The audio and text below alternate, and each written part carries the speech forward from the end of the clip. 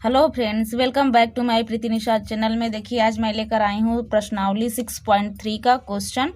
मैंने एक और दो क्वेश्चन करवा दिया था, तीसरा क्वेश्चन आज करवाना है। तो देखिए, यहाँ पर दिया हुआ है बार बार घटाने की विधि से 100 और 169 का वर्गमूल ज्ञात करो। तो ये दिया है, ज्ञात करने के लिए दिया है, 100 और 169 का वर्गमूल ज्ञात करने के लिए दिया है, वो भी बार बार घटाने की विधि से।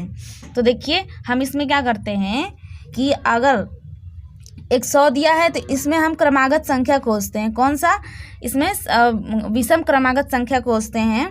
देखिए, विषम क्रमागत संख्या क्या है हमारा? विषम क्रमागत संख्या। विषम क्रमागत संख्या क्या है हमारा? है 1 है, 3 है, 5 है, 7 है, 9 है, 11 है, 13 है, 15 है, ऐसे करके हमारा अनंत तक विषम क्रमागत संख्या है। तो वही बोला इसमें कि बार बार घटाने की विधि से 100 और 169 का वर्गमूल ज्ञात कीजिए। तो हम देखिए, 100 में से हम विषम क्रमागत संख्याओं को बारी बारी से घटाते चलेंगे। जब तक हमारा शून्य नहीं हो जाता तब तक हमारा ये सिलसिला चलता रहेगा। तो हम क्या करते हैं, देखिए, ये 100 क्वेश्चन दिया क्या है हमारा? 100 है। तो हमारा 100 है, तो इसमें क्या करना है, बारी बारी से हमें विषम क्रमागत संख्याओं को घटाना है। तो देखिए, 100 में से अगर मान लीजिए हम 1 को घटा रहे हैं, तो 100 में से अगर हम 1 को घटाते हैं तो हमारा आता है 99। और देखिए, यदि हम 99 में से क्या करते हैं, 99 में से विषम क्रमागत संख्या कौन है? 3। 1 के बाद कौन है विषम क्रमागत संख्या? 3। तो इसमें से 3 घटा लेते हैं तो आता है 96। अब हम क्या करते हैं, 96 में से अब विषम क्रमागत संख्या 1, 3, 5 आता है, तो इसमें से 5 घटा लिए तो हमारा आ जाएगा 91। अब इसी तरीके से घटाते चलेंगे, जब तक कि हमारा 0 नहीं आ जाएगा तब तक हम घटाते चलेंगे। तो देखिए, 91 में से हम कितना घटाएंगे? 5 के बाद कौन सा विषम क्रमागत संख्या आता है? 7 आता है। तो देखिए, 91 में से हम 7 घटा दिए तो हमारा आ गया 84। इसी तरीके से 84 में से हम घटा देंगे कौन सा विषम क्रमागत संख्या? इसके बाद आएगा 9 आएगा। तो जब हम इसमें से ये घटा लेते हैं, 9 घटाते हैं तो आता है 75।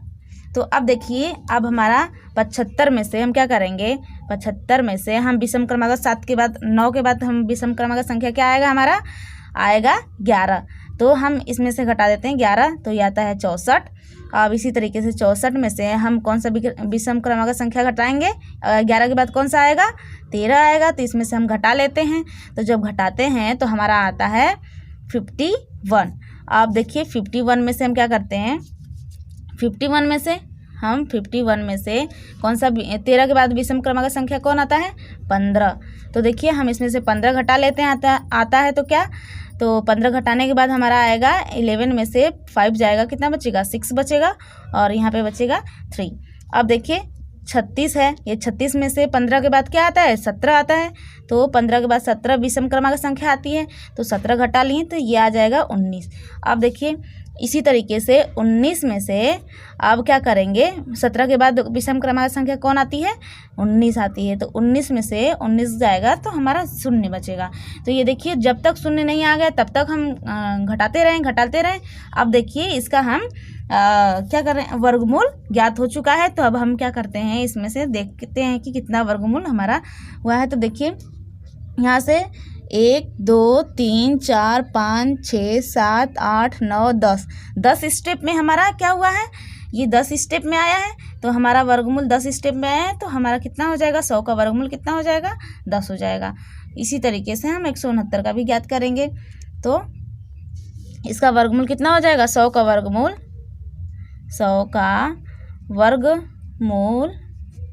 बराबर में कितना हो जाएगा? 100 का वर्गमूल, ये इसे अंडर रूट में लिख देंगे। 100 का वर्गमूल हो जाएगा ±10। तो ये हो जाएगा आंसर। तो ये हमारा आंसर हो जाएगा। तो इसी तरीके से ये वाला, तो हम जब बार बार घटाने की विधि से वर्गमूल ज्ञात करते हैं तो उसमें हम क्रमागत विषम संख्याओं का यूज़ करते हैं। तो विषम क्रमागत संख्या का ही यूज़ होगा इसमें, इसलिए हम विषम क्रमागत संख्या का यूज़ करेंगे। तो देखिए, मैं 100 का आपको बता चुकी हूँ। तो 100 का होता है 10 वर्गमूल, लेकिन मैंने बार बार घटाने की विधि से बता दिया है। अब देखिए दूसरा क्वेश्चन दिया है, तो 169 में से हम देखिए विषम क्रमांक संख्या पहला हमारा क्या है, ये वाला, तो पहला हमारा है 1 है, तो हम इसमें से 1 घटा देंगे तो हमारा कितना हो जाएगा, कितना हमारा हो जाएगा वर्गमूल हमारा 178 हो जाएगा, 168 हो जाएगा, 168 हो जाएगा। तो देखिए हमारा कितना होगा 168 हो जाएगा। फिर देखिए 168 बचा। अब क्या करते हैं 168 में से हम विषम क्रमांक, एक के बाद क्या आएगा विषम क्रमांक संख्या 3 आएगी। देखिए यहाँ पर भी 3 है, तो हम 3 कर लेते हैं, 3 घटाते हैं तो कितना आ जाएगा हमारा 165 आ जाएगा। तो देखिए 165 लिख लिए।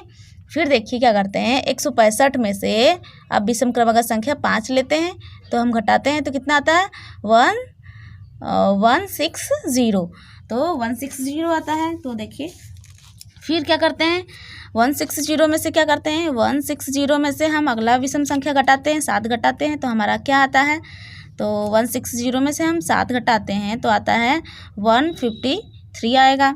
फिर देखिए 153 में से हम 9 घटाते हैं तो हमारा आएगा 9 में से 13 में से 9 गया, कितना बचेगा 4 बचेगा। ये देखिए यहाँ पर भी 4 बचेगा और ये हो जाएगा 1, तो 144 बचेगा। तो अब देखिए 144 में से हमारा अगला विषम संख्या क्या है, हमारा अगला विषम संख्या 11 है, तो बचेगा यहाँ पर 133।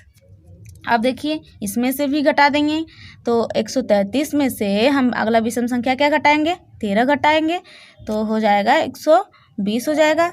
अब देखिए यहाँ से 120 में से हम कौन सा अगला संख्या घटा देंगे, अगला विषम संख्या हमारा है 15, तो हम जब इसमें से 15 घटा दिए तो ये देखिए 10 में से 5 गया, 5 बचेगा और यहाँ पे बचेगा 10, तो ये हो जाएगा। अब देखिए 105 में से क्या करते हैं 105 में से हम अगला विषम संख्या घटाते हैं 17, तो जब हम इसमें से 17 घटाते हैं तो 15 में से 7 गए 8 बचेगा और यहाँ पे भी 8 बचेगा। अब देखिए हम 88 में से अगला विषम संख्या हमारा 19 है, तो हम इसमें से घटा दिए तो हमारा बचेगा 69। फिर देखिए अगला 69 में से हम अगला विषम संख्या घटाते हैं, तो हमारा अगला विषम संख्या क्या है, अगला विषम संख्या हमारा 19 के बाद 21 है, तो घटा देते हैं तो 48 हो जाएगा। और देखिए यहाँ पे 48 में से कितना घटा देंगे 23 घटाएंगे तो हमारा कितना आ जाएगा 25 आ जाएगा। और देखिए अब क्या करते हैं यहाँ से अब करेंगे तो हमारा 25 बचा, तो 25 में से अगला विषम संख्या हमारा 25 है। देखिए 25 बचा, तो अगला विषम संख्या हमारा 25 है। देखिए हम 21 कर चुके थे, 21 के बाद हमारा नहीं 23 कर चुके थे। देखिए यहाँ से 23 कर चुके हैं, 23 के बाद हमारा 25 विषम संख्या आता है, तो 25 बचा हुआ है, 25 विषम संख्या है, तो हम घटा देते हैं तो ये आ जाएगा 0। हम देखिए इसका हम स्टेप तब तक फॉलो करते रहेंगे जब तक कि हमारा 0 नहीं आ जाता। तो अब 169 का वर्गमूल हमें बताना है, तो 169 का वर्गमूल कितना होगा, तो हम इसको ऐसे लिख सकते हैं अंडर रूट में इसको, तो 169 अंडर रूट में लिख सकते हैं, ये हो जाएगा अंडर रूट में। अब देखिए इसको हम 169 को तो हम जानते हैं कि 13 होता है, लेकिन ये देखिए यहाँ से हम घटाने की विधि से कर रहे हैं, तो हम देखते हैं कितना स्टेप में हम किए हैं। तो 1 2 3 4 5 6 7 8 9 10 11 12 1 13। तो देखिए यहाँ से फिर से काउंट करते हैं 1 2 3 4 5 6 7 8 9 10 11 12 और 1 13। तो 13 हुआ, तो हमारा यहाँ पे लिख देंगे 13 हमारा वर्गमूल हो गया, तो 13 वर्गमूल प्लस माइनस और ये हो जाएगा आंसर।